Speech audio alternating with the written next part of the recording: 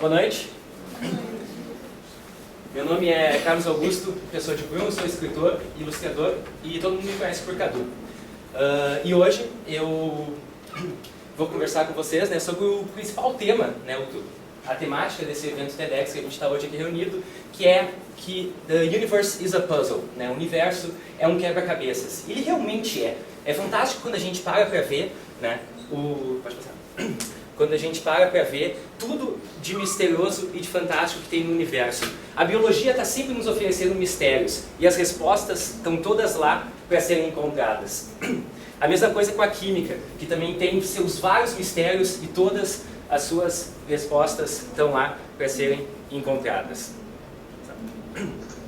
A mesma coisa com a física, que também está escondida nos vários cantos do universo, e com a matemática, cujos problemas sempre acabam tendo resposta. Então, o mais fantástico, né, é notar que o universo é completamente incrustado desses puzzles, desses quebra-cabeça que estão lá fora para a gente encontrar as coisas mais incríveis, contundentes, inspiradoras, opressoras, libertadoras e formidáveis. Tudo isso em você só vai ter que é mais fácil, né? Eu faço bastante, vou até começar. Pessoal, assim. Tá aí um puzzle, né? Vocês viram? Bom, então, né, o universo tem tudo isso pra gente encontrar, pra gente procurar. São os mais diversos puzzles pra gente tentar resolver. A coisa... Ele tá indo sozinho, né?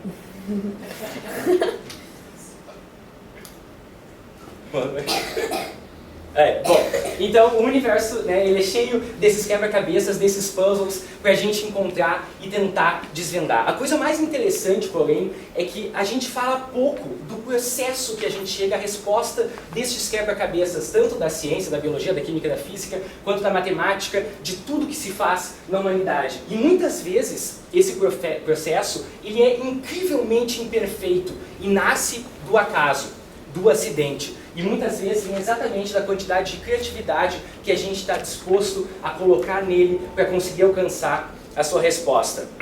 O biólogo Alexander Fleming, ele trabalhava no seu laboratório lá com suas soluções e coisa e tal, e ervas, essas loucuras aí de biólogo, e daí um dia ele saiu para ter 2 semanas de férias. E ele foi lá, fez as suas férias, voltou, e quando ele voltou, ele encontrou uma coisinha de pedra que ele tinha deixado ali, e ela estava suja. E tinha nascido um fungo ali, um musgo, uma coisa que ele não sabia o que era.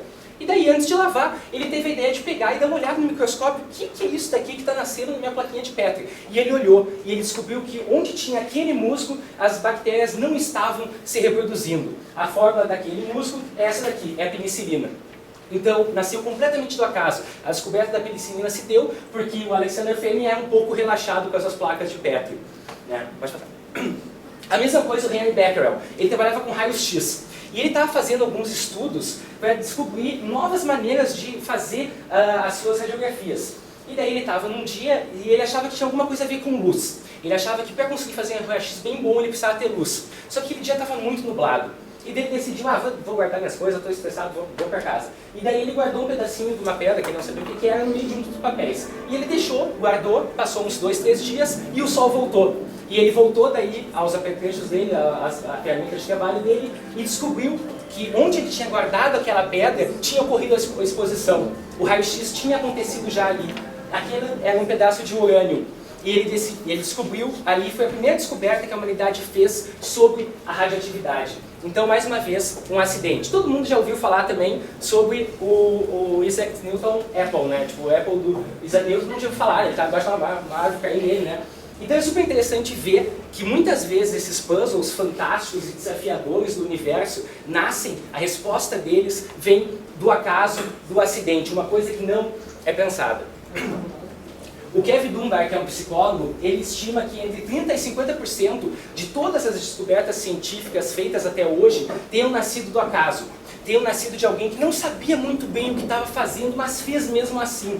E acabou descobrindo uma coisa maravilhosa. Acabou resolvendo algum dos infinitos puzzles do nosso universo. Pode passar. O lugar onde isso mais acontece, com maior frequência e com os resultados mais incríveis, é na arte. A produção artística, por envolver a criatividade, ela sempre lida muito com isso do acaso, do acidente, do inesperado. O Bob Dylan estava gravando um dos seus álbuns e ele estava quase desistindo de fazer uma das músicas. O título era Like a Rolling Stone. Na última sessão, onde ele ia gravar, o pianista faltou.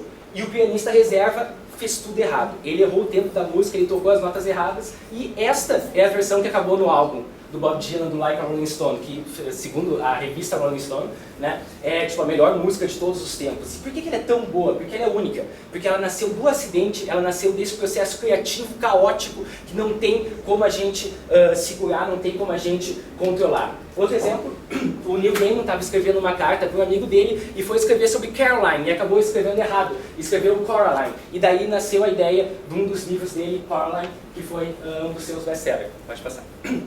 As melhores obras do Monet, as mais inspiradoras, as mais tocantes, vieram quando ele já não conseguia ver no seu jardim de Giverny. A mesma coisa o Beethoven, pode passar, que começou a ficar surdo aos 26 anos de idade e mesmo assim conseguiu se dar muito bem.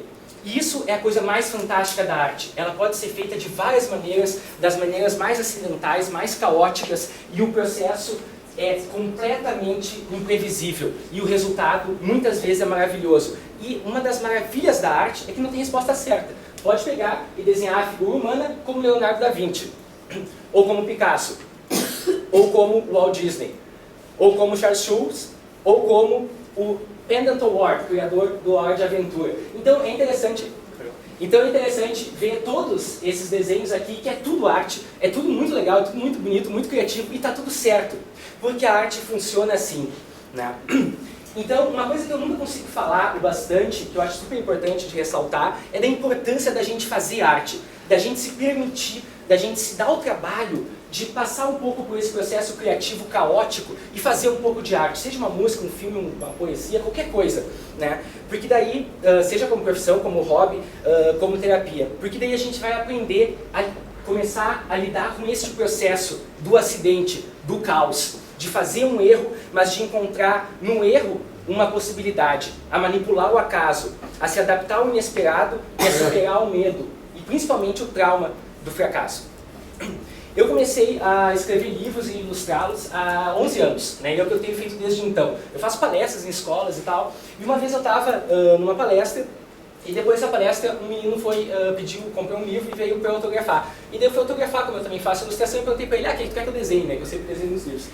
Daí ele olhou assim em volta e falou, pô, não sei. Daí, mas o que tu acha que tu vai gostar? Né? Ele olhou assim, ele viu um ventilador. Ele, um ventilador, né? Eu pensei, que coisa mais chata do mundo, ventilador, né? Não, fala outra coisa, né? Ele, não, outra coisa. Ele olhou assim, pode ser uma caneta também, né? Eu tava segurando a caneta. Ele, não, cara, pô, uma coisa que tu goste, né? Daí ele me falou, mas tu só desenha coisa que existe? Pensei, não, eu desenho o que tu quiser. Ele, então eu quero assim. E ele começou a me descrever um monstro, e ficou muito legal. E daí, quando ele acabou de escrever aquele monstro, eu desenhei ele e tal, ele achou o máximo, assim, ele, que legal, tem uma coisa que não existe, né? Eu tenho uma coisa que é só minha. E a partir daquele dia, né, daquele acidente, de não entender as coisas do menino, e depois ele me mostrar uma coisa muito legal, foi como eu comecei a fazer palestra. Agora, sempre que eu vou numa turma, sempre que eu vou numa escola, eu peço para os professores que me permitam não fazer uma palestra onde eu só chegue e fique falando na frente que eu estou fazendo hoje, né? Mas de realmente pegar e de ter um momento de interação. De eu falar, o que vocês querem criar? Vocês querem fazer um amigo imaginário? Como é que é o nariz dele? Como é que é o olho? Vocês vão me contar uma história. Como é que é essa história? Como é que começa? Qual é o personagem? Qual é o fim? Né? Então, através desse momento de troca, é onde acontecem, para mim, as descobertas mais incríveis. Porque é através desse processo caótico de troca, de movimento, que não tem como controlar, que a gente consegue chegar às soluções mais fantásticas dos puzzles mais inesperados. Porque, afinal, né, a arte é exatamente isso. É tentativa, é erro, é diversão, é crescimento, é aprendizado. E o universo é um puzzle, né? O universo é um gigantesco quebra-cabeça. E o que a gente tem que fazer é buscar oportunidades nesses erros, nesses acidentes. Esperança na desesperança e vitória na derrota. O pastor, uma vez ele disse que a chance favorece a mente preparada.